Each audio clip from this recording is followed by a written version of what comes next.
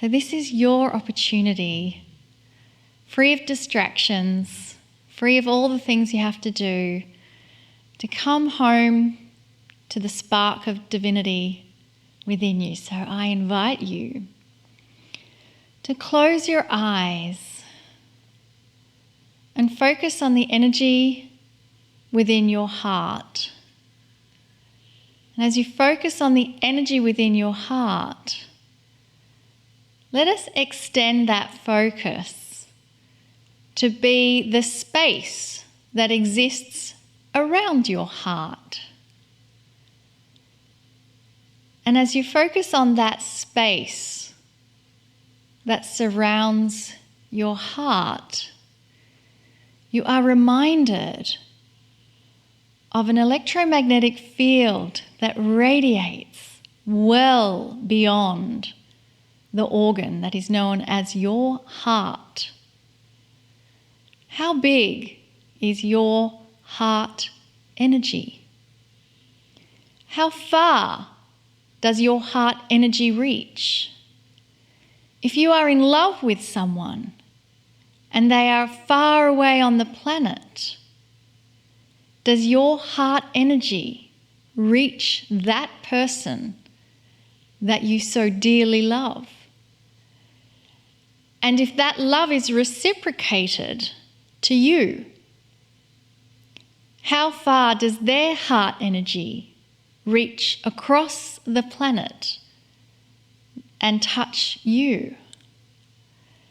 And so this is the internalness that exists within us, that is far beyond the 3D reality that we want to experience with our senses, our 3D senses. And yet, we have a multi-dimensional attribute within us that requires multi-dimensional senses to be able to perceive their effect. And one other way that we can perceive this effect is how we can feel the love that is radiating out. And so we can see and feel the effects of love. And it is generated from an internal engine within us.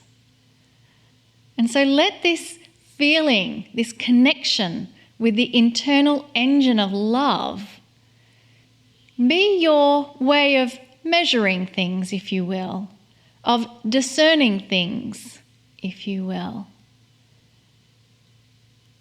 And when you discern and feel and sense things using this engine of love inside you, that is when you connect in with the divine spark that is wanting to be found and to tell you you are dearly loved. And so from this place of being dearly, dearly loved, we want to continue the love wash with the entourage that comes through Lee, the entourage known as Kryon.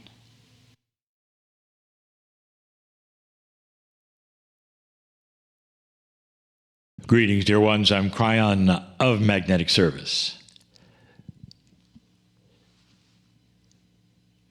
The topic at hand, the answer to the question, the meditation,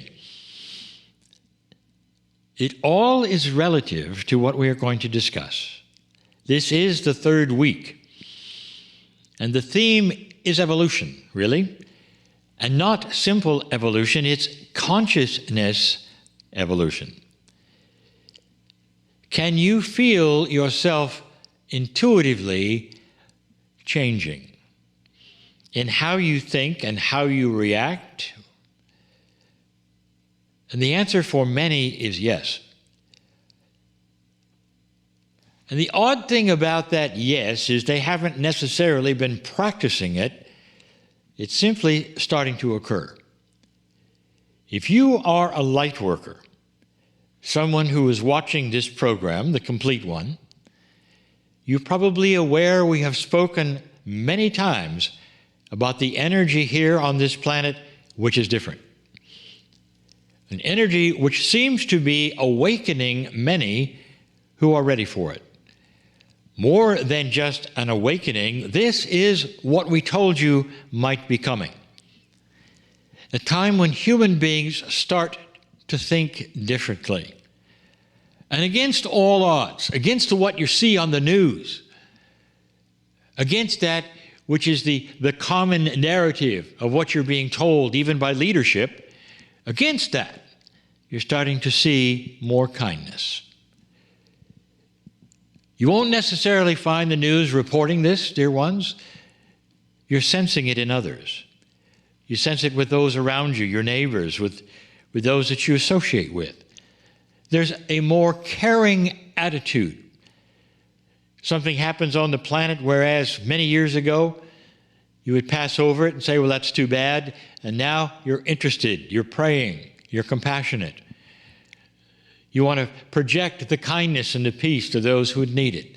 This is new. So this would be the third attribute in this series that we are giving about the kinds of evolution you can see taking place on the planet, both with yourself and with others. Now, we've told you in other channelings that this is something happening to the earth, not just a small group of believers. It is happening universal. And so when you start to see this in your group, I want you to also be aware it's happening in some ways everywhere. People are starting to relate to one another in ways that they never have before. Now, in the last channel, we gave information, and it was like, how do you see other people? And is that perception of how you see them starting to evolve? And we gave you examples. We also kind of hinted at what this particular lesson would be. And here it is. It's the lesson, how are you perceiving, the question, how are you perceiving your reaction to other people? And the lesson, it's changing. Dear ones, the reaction to other people is one of the biggest ones that we have talked about for many, many years. But suddenly, it starts to be present with more than just a few. You're starting to have a much different reaction than ever before. And it goes against your training, your teaching. It goes against that is your programming. And what I mean is this. When someone says something to you which is offensive or is confrontive or calls you a name, what is the initial reaction? What were you programmed to do? Programmed meaning the movies, the books, your parents, all the others. And that is to have a reaction, first of all, anger. Second of all, perhaps defensive, immediately trying to undo what was given to you. Even though those words didn't change you at all, somehow they did. Now we're starting to see something different. I invite you to follow the scenario I'm about to give you. And I've given it many, many times because this is one of the keys to seeing and learning, and the lesson, I would say, of what's going on with you as an individual human who is evolving in consciousness. Have you found yourself lately not as affected when something like that might happen? It can happen in traffic, as you know. It can happen simply by going to a place where other people are, as you know. And what if something happens that would, what I call, push your buttons in the past, and suddenly you find those buttons either not there or what I would call softer.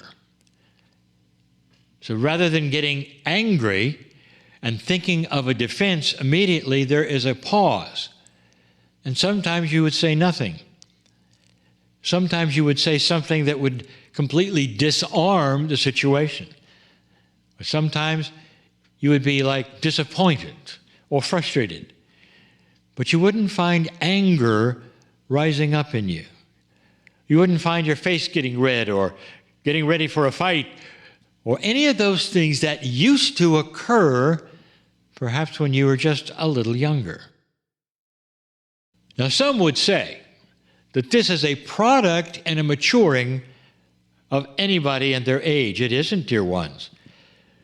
The things that push your buttons are the things that push your buttons almost to the last breath, because that's the programming. And that's what you've done, and you know it. When you hear something you don't agree with, perhaps because you're of one political side, for instance, and then somebody else says something, immediately you'll have a reaction. What if that is also tempered? You think to yourself, oh, well, I should be mad right now, but I'm not. They can say what they want. It doesn't affect me. And I can say what I want. It doesn't affect them in a very kind way. We might even be able to talk about it. What a concept. It's doable, dear one. But the point is this. The buttons that you have, they're usually like right on your chest. So when somebody says something to you, it's almost like they reached out and pressed the button so that you will say something in defense or get angry. You know what I'm talking about. You all have them or have had them. Have you found that they are different lately? Have you found at least there might be a pause before you react? And that pause, dear ones, is that part of the evolutionary consciousness saying, wait a minute, stop a minute. Is it really necessary to do the old programming? Is there a new program at hand that might actually be not just better for the situation, but better for you? Sometimes non-reaction is the best. Sometimes you can disarm the situation if it's somebody domestic in your home and they're giving you a bad time and you look at them and say, you know, I really love you. What are they going to say? No, you don't. Well, you can just smile. Oh, yeah, I do. And it all goes away for the moment until they come back with another approach and you can do it again. There are so many ways of taking confrontation and turning it around to compassion. This is an evolutionary aspect of the new human being reacting to that 24th pair of chromosomes growing in your DNA like we have discussed before. And if you don't know what I'm talking about, I challenge you to find it. In this very program, in the Circle of 12, we have released it, and then later in channeling, for everyone to hear, we have released this. Something is actually happening in this energy to your DNA. Something that is happening that releases the tool that will allow you to have an elevated, more mature, growing consciousness that is evolving in compassion, in kindness. But it starts with that pause that you wonder, instead of having an instant reaction, there's a pause so you can think it out just a little bit. That is what is starting to change humanity. That's an evolving process. You're going to see more of it. You're going to see more of it for yourself, for others. Dear ones, the new energy on this planet is remarkable. Remarkable. It's starting to make very significant changes in the way people treat each other. It may end wars forever. That is coming. It is sooner than you think that you might have a resolution on the planet for no more war. A resolution. That means it's resolved. It means that everyone's involved. That's a conscious decision. You don't do that anymore. There are other ways. That's already started. I think you know this. So this is our third attribute of looking at the evolution of the consciousness of humanity. And I wanted to tell you about it now, to show you it's actually taking place. I want you to practice it.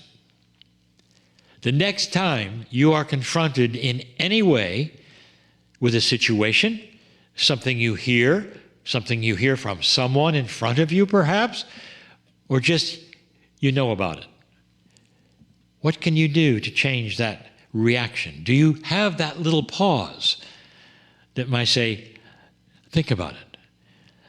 Think about it. What can you do to turn it around? And turning it around can just be how you think about it.